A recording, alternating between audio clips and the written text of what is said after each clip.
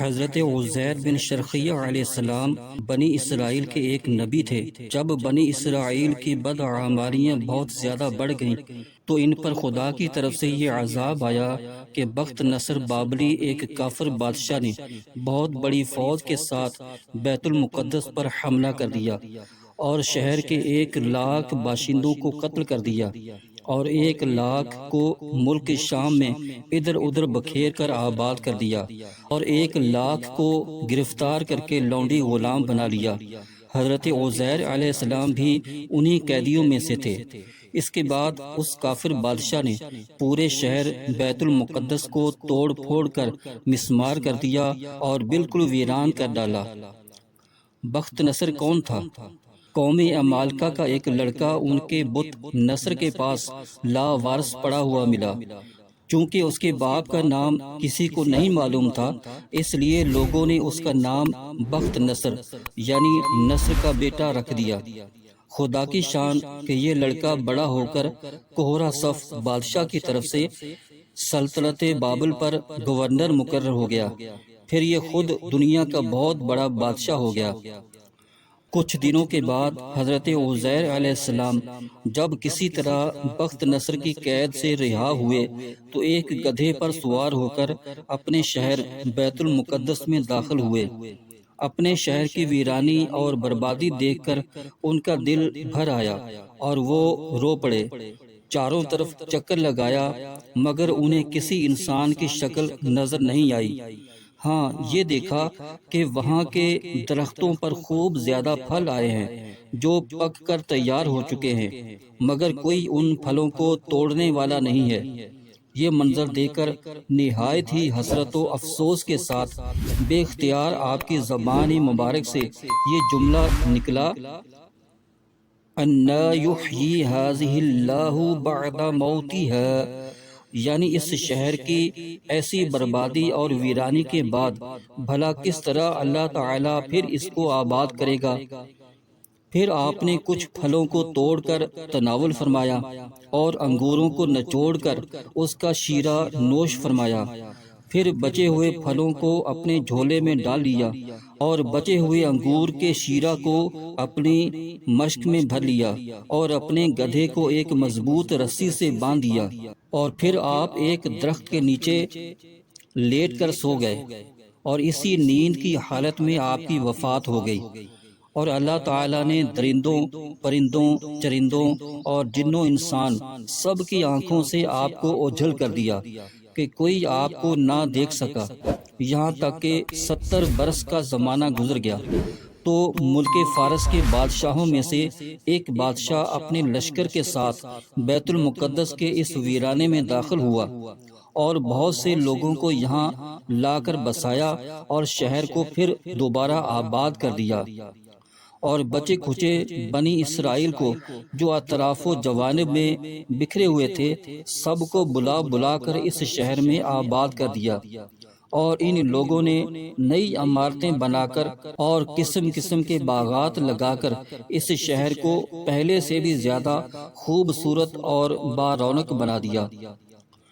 جب حضرت عزیر علیہ السلام کو پورے 100 برس وفات کی حالت میں ہو گئے تو اللہ تعالیٰ نے آپ کو زندہ فرمایا، تو آپ نے دیکھا کہ آپ کا گدھا مر چکا ہے اور اس کی ہڈیاں گل سڑ کر ادھر ادھر بکھری پڑی ہیں، مگر تھیلے میں رکھے ہوئے پھل اور مشک میں رکھا ہوا انگور کا شیرہ بالکل خراب نہیں ہوا، نہ پھلوں میں کوئی تغیر، نہ شیرے میں کوئی بو باس یا بدمزگی پیدا ہوئی۔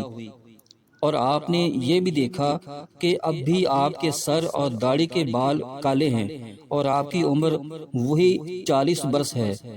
آپ حیران ہو کر سوچ بچار میں پڑے ہوئے تھے کہ آپ پر وحی اتری اور اللہ تعالیٰ نے آپ سے دریافت فرمایا کہ اے عزیر، آپ کتنے دنوں تک یہاں رہے؟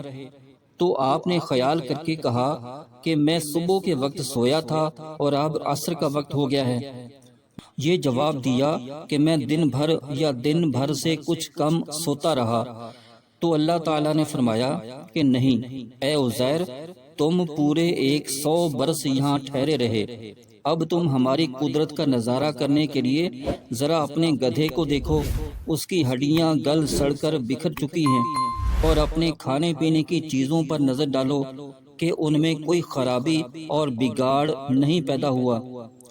پھر ارشاد فرمایا کہ اے عزیر، اب تم دیکھو کہ کس طرح ہم ان ہڈیوں کو اٹھا کر ان پر گوشت پوست چڑھا کر اس گدھے کو زندہ کرتے ہیں۔ چنانچہ حضرت عزیر علیہ السلام نے دیکھا کہ اچانک بکھری ہوئی ہڈیوں میں حرکت پیدا ہوئی، اور ایک دم تمام ہڈیاں جمع ہو کر اپنے اپنے جوڑ سے مل کر گدھے کا ڈھانچہ بن گیا، اور لمحے بھر میں اس ڈھانچے پر گوشت پوست بھی چڑھ گیا، اور گدھا زندہ ہو کر اپنی بولی بولنے لگا۔ یہ دیکھ کر حضرت عزیر علیہ السلام نے بلند آواز سے یہ کہا، اعلم ان اللہ علی کل شیء قدیر۔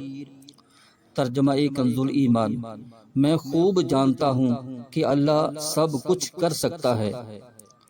اس کے بعد حضرت عزیر علیہ السلام شہر کا دورہ فرماتے ہوئے اس جگہ پہنچ گئے جہاں 100 برس پہلے آپ کا مکان تھا، تو نہ کسی نے آپ کو پہچانا نہ آپ نے کسی کو پہچانا۔ ہاں البتہ یہ دیکھا کہ ایک بہت ہی بوڑھی اور اپاہج عورت مکان کے پاس بیٹھی ہے، جس نے اپنے بچپن میں حضرت عزیر علیہ السلام کو دیکھا تھا۔ آپ نے اس سے پوچھا کہ کیا یہی عزیر کا مکان ہے؟ تو اس نے جواب دیا کہ جی ہاں۔ پھر بڑھیا نے کہا کہ عزیر کا کیا ذکر ہے، ان کو تو 100 برس ہو گئے کہ وہ بالکل ہی لاپتہ ہو چکے ہیں۔ یہ کہہ کر بڑھیا رونے لگی، تو آپ نے فرمایا کہ اے بڑھیا، میں ہی عزیر ہوں۔ تو بڑھیا نے کہا، سبحان اللہ، آپ کیسے عزیر ہو سکتے ہیں؟ آپ نے فرمایا کہ اے بڑھیا، مجھ کو اللہ تعالیٰ نے 100 برس مردہ رکھا، پھر مجھ کو زندہ فرما دیا، اور میں اپنے گھر آ گیا ہوں۔ تو بڑھیا نے کہا کہ حضرت عزیر علیہ السلام تو ایسے باکمال تھے کہ ان کی ہر دعا مقبول ہوتی تھی۔ اگر آپ واقعی عزیر علیہ السلام ہیں تو میرے لیے دعا کر دیجئے کہ میری آنکھوں میں روشنی آ جائے اور میرا فالج اچھا ہو جائے۔ حضرت عزیر علیہ السلام نے دعا کر دی تو بڑھیا کی آنکھیں ٹھیک ہو گئیں اور اس کا فالج بھی اچھا ہو گیا۔ پھر اس نے غور سے آپ کو دیکھا تو پہچان لیا اور بول اٹھی کہ میں شہادت دیتی ہوں کہ آپ یقیناً حضرت عزیر علیہ السلام ہی ہیں۔ پھر وہ بڑھیا آپ کو لے کر بنی اسرائیل کے محلے میں گئی۔ اتفاق سے وہ سب لوگ ایک مجلس میں جمع تھے، اور اسی مجلس میں آپ کا بیٹا بھی موجود تھا جو 118 برس کا ہو چکا تھا، اور آپ کے چند پوتے بھی تھے جو سب بوڑھے ہو چکے تھے۔ بڑھیا نے مجلس میں شہادت دی اور اعلان کیا کہ اے لوگو، بلا شبہ یہ حضرت عزیر علیہ السلام ہی ہیں، مگر کسی نے بڑھیا کی بات کو صحیح نہیں مانا۔ اتنے میں ان کے بیٹے نے کہا کہ میرے باپ کے دونوں کندھوں کے درمیان ایک کالے رنگ کا مسا تھا جو چاند کی شکل کا تھا۔ چنانچہ آپ نے اپنا کرتا اتار کر دکھایا تو وہ مسا موجود تھا۔ پھر لوگوں نے کہا کہ حضرت عزیر کو تورات زبانی یاد تھی، اگر آپ عزیر ہیں تو زبانی تورات پڑھ کر سنائیے۔ آپ نے بغیر کسی جھجک کے فوراً پوری تورات پڑھ کر سنا دی۔ بخت نصر بادشاہ نے بیت المقدس کو تباہ کرتے وقت 40,000 تورات کے عالموں کو چن چن کر قتل کر دیا تھا، اور تورات کی کوئی جلد بھی اس نے زمین پر باقی نہیں چھوڑی تھی۔ اب یہ سوال پیدا ہوا کہ حضرت عزیر علیہ السلام نے تورات صحیح پڑھی ہے یا نہیں؟ تو ایک آدمی نے کہا کہ میں نے اپنے باپ سے سنا ہے کہ جس دن ہم لوگوں کو بخت نصر نے گرفتار کیا تھا، اس دن ایک ویرانے میں ایک انگور کی بیل کی جڑ میں تورات کی ایک جلد دفن کر دی گئی تھی۔ اگر تم لوگ میرے دادا کے انگور کی جگہ کی نشاندہی کر دو تو میں تورات کی ایک جلد برآمد کروں گا۔ اس وقت پتہ چل جائے گا کہ حضرت عزیر علیہ السلام نے جو تورات پڑھی ہے وہ صحیح ہے یا نہیں۔ چنانچہ لوگوں نے تلاش کر کے اور زمین کھود کر توریت کی جلد نکال لی تو وہ حرف بحرف حضرت عزیر علیہ السلام کی زبانی یاد کی ہوئی توریت کے مطابق تھی۔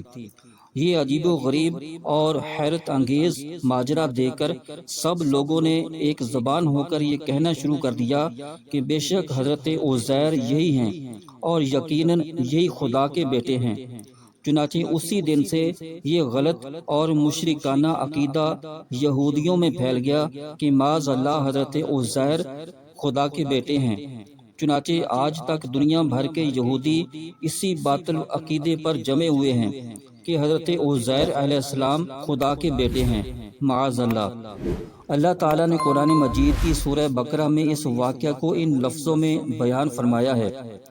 ترجمہ کنز الایمان: یا اس کی طرح جو گزرا ایک بستی پر اور وہ ڈھئی پڑی تھی اپنی چھتوں پر، بولا اسے کیوں کر جلائے گا؟ اللہ اس کی موت کے بعد تو اللہ نے اسے مردہ رکھا 100 برس، پھر زندہ کر دیا۔ فرمایا تو یہاں کتنا ٹھہرا؟ عرض کی دن بھر ٹھہرا ہوں گا یا کچھ کم۔ فرمایا نہیں، بلکہ تجھے 100 برس گزر گئے ہیں اور اپنے کھانے اور پانی کو دیکھ کر اب تک بو نہ لایا، اور اپنے گدھے کو دیکھ کہ جس کی ہڈیاں تک سلامت نہ رہیں، اور یہ اس لیے کہ تجھے ہم لوگوں کے واسطے نشانی کریں، اور ان ہڈیوں کو دیکھ کیوں کر ہم انہیں اٹھان دیتے پھر انہیں گوشت پہناتے ہیں۔ جب یہ معاملہ اس پر ظاہر ہو گیا، بولا میں خوب جانتا ہوں کہ اللہ سب کچھ کر سکتا ہے۔ اس واقعے سے ہمیں یہ درس ملتا ہے، ان آیتوں میں صاف صاف موجود ہے کہ ایک ہی جگہ پر ایک ہی آب و ہوا میں حضرت عزیر علیہ السلام کا گدھا تو مر کر گل سڑ گیا اور اس کی ہڈیاں ریزہ ریزہ ہو کر بکھر گئیں، مگر پھلوں اور شیرہ انگور اور خود حضرت عزیر علیہ السلام کی ذات میں کسی قسم کا کوئی تغیر نہیں ہوا، یہاں تک کہ 100 برس میں ان کے بال بھی سفید نہیں ہوئے۔ اس سے ثابت ہوتا ہے کہ ایک ہی قبرستان کے اندر ایک ہی آب و ہوا میں اگر بعض مردوں کی لاشیں گل سڑ کر فنا ہو جائیں اور بعض بزرگوں کی لاشیں سلامت رہ جائیں اور ان کے کفن بھی میلے نہ ہوں، ایسا ہو سکتا ہے، بلکہ بارہا ایسا ہوا ہے کہ حضرت عزیر علیہ السلام کا یہ قرآنی واقعہ اس کی بہترین دلیل ہے۔ بیت المقدس کی تباہی اور ویرانی دیکھ کر حضرت عزیر علیہ السلام غم میں ڈوب گئے اور فکر مند ہو کر یہ کہہ دیا کہ اس شہر کی بربادی اور ویرانی کے بعد کیوں کر اللہ تعالیٰ اس شہر کو دوبارہ آباد فرمائے گا۔ اس سے ثابت ہوتا ہے کہ اپنے وطن اور شہر سے محبت کرنا اور الفت رکھنا یہ صالحین اور اللہ والوں کا طریقہ ہے۔ تو اللہ پاک ہم سب کو بھی اپنے وطن سے، اپنے شہر سے محبت کرنے کی توفیق عطا فرمائے۔ آمین بجاہ النبی الامین وصلی اللہ تعالی علیہ وسلم۔